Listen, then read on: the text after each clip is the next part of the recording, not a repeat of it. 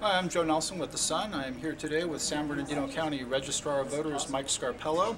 We're discussing the upcoming presidential primary and presidential general elections and what San Bernardino County voters need to know and some of the changes that are underway this year. So Mr. Scarpello, tell us what is the top two open primary? I understand this is there's going to be some things that voters are going to be seeing different on this year's ballot. What can you tell us about that? Well, Joe, in 2010, the voters voted in Proposition 14, which created the top two open primary act.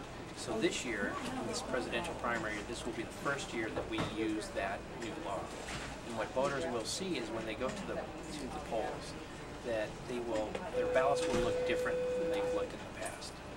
Instead of just being partisan and nonpartisan races, there will be now three types of races. There will be party-nominated races, there will be voter-nominated races, and there will be nonpartisan races. Now, Democrats will still get a Democratic ballot, Republicans will still get a Republican ballot, but on those ballots they will have three different types of offices on them. And the biggest change is the voter-nominated office. And with the voter-nominated office, that would be for state Senate, state Assembly, United States Senate, United States Congress. On those types of races, a voter will be able to vote for not only people in their own party, but people in all parties. And then what will happen is the top two vote getters, no matter what party they're in, they will advance to the general election. So that's the biggest change most people will see. Now, in addition to that, there will still be the traditional presidential race. Republicans will vote for Republicans, Democrats will vote for Democrats, and then there will be the traditional nonpartisan races like the supervisor districts, and everybody votes for everyone, and the top two vote getters advance to the general election. And another thing we're seeing different in this year's election is we've done some redistricting. The boundaries have changed, precinct lines have changed.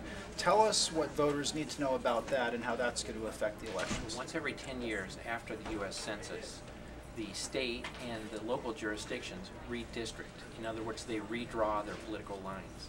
And so in California, all of the Senate and Assembly district lines were redrawn, as well as on the local level, the supervisorial districts were redrawn.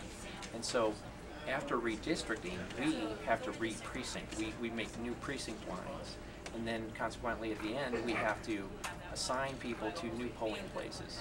So it's really critical that people understand what polling place they go to for this particular election. Now, in the past, they might have gone to their old polling place, and in this election, they may still go there, but they may go to a new polling place.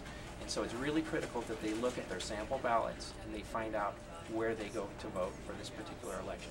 Now, they can look at their sample ballot on the back of it, or they can go to sbcountyelections.com to find out what their polling location is. Or they can call our office to find that information out also. Well, Mr. Scarpello, thank you very much. We're looking forward to this year's election. It should be exciting. Mike Scarpello, San Bernardino County Registrar of Voters.